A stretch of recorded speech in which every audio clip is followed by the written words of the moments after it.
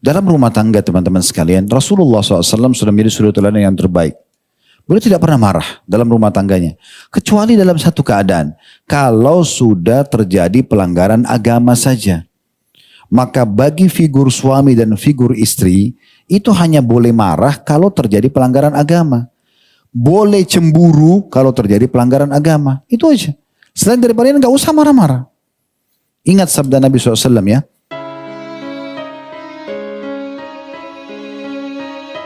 Apakah emosi berhubungan dengan menstruasi itu dokter yang lebih tahu. Karena saya mungkin tidak tahu sampai ke situ ya. Saya juga pernah dengar, tapi saya tidak tahu penelitian ilmiahnya benar gak?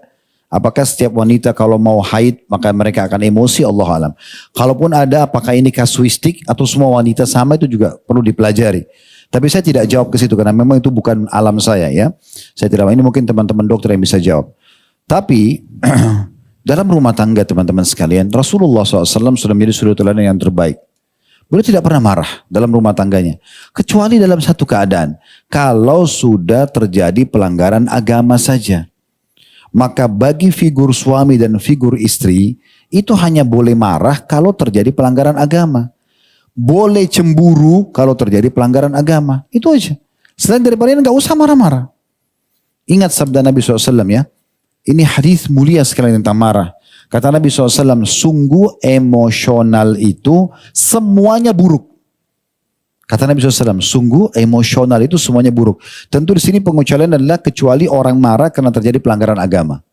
Tapi semuanya buruk. Makanya Nabi SAW pernah bilang kepada seorang sahabat yang emosional, la taghdab walakal jannah. Jangan kau emosional, balasanmu surga. Balasannya surga kalau tidak emosional. Juga kata Nabi SAW kepada seorang anak muda yang mengatakannya, Rasulullah, wasiatkan saya. Maksudnya supaya saya tentram bahagia hidup di dunia, di akhirat juga saya dapat yang terbaik. Apa wasiat Nabi? Sholatlah, puasalah? Enggak. Karena sahabat ini kerjain itu. Lalu kata Nabi SAW, la taghdab. Sudah, jangan kau emosional. Kau akan bahagia tuh. Hubunganmu sama manusia baik, hubunganmu sama Allah baik. Di dunia kau bahagia, di akhirat juga kau selamat. Orang ini bilang lagi, ya Rasulullah, apalagi setelah itu? Kata Nabi SAW, la taghdab. Jangan kau emosional. Apalagi Rasul 3 kali Nabi nasihatin. Dan ini nasihatin yang lain. Karena orang kalau sudah emosi teman-teman, biar orang cerdas jadi bodoh. Orang lembut jadi kasar. Matanya jadi melotot, lisannya jadi tajam, tangannya jadi melayang, gak baik. Buyar semua. Maka gak usah emosi. Gitu kan? Pecahkan permasalahan dengan baik-baik. Dalam rumah tangga begini kaidahnya. Coba sepakati sama pasangan kita. Saya sama kamu ini seorang muslim. Kita harus berpegang teguh pada namanya agama Islam ini. Yang menilai benar atau salah sikap dan keputusan kita berdua adalah Islam. Bukan saya, bukan kamu yang menilainya. Kita sepakati dulu itu. Jadi nanti yang menilai di rumah tangga benar atau salah adalah Islam. Setelah kita tahu dengan Islam, oh ternyata yang salah suami, oh ternyata yang salah istri. Habis itu apa? Yang benar memaafkan, yang salah minta maaf. Lalu buka lembaran baru. Rumah tangga itu harus selalu buka lembaran baru. Proses ta'aruf yang sebenarnya justru setelah akad nikah sampai salah satunya meninggal. Sebelum menikah itu cuma biodata saja. Kalau setelah nikah baru terjadi proses ta'aruf. Kadang-kadang sudah 10 tahun berjalan rumah tangga, mungkin bisa saja masih adaptasi. Bahkan pernah lihat gak ada nenek-nenek kakek-kakek masih bertengkar? Hah? Saya pernah lihat tuh. Nenek kakek-kakek bertengkar. Mungkin sudah 30 tahun, 40 tahun berumah tangga. Kenapa? Karena proses ta'arufnya masih berjalan. Yang satu bersikuku dengan karakternya yang buruk. Yang satu terus mau perbaiki pasangannya. Ribut kan gitu. Nah cara sederhana mengobatinya adalah langsung buka lembaran baru. Jangan nginapkan permasalahan. Pecahkan hari itu. Agama yang nilai. Salah siapa, benar salah. Yang benar siapa? Yang benar membuka pintu maaf. Dan yang salah minta maaf. Buka lembaran baru.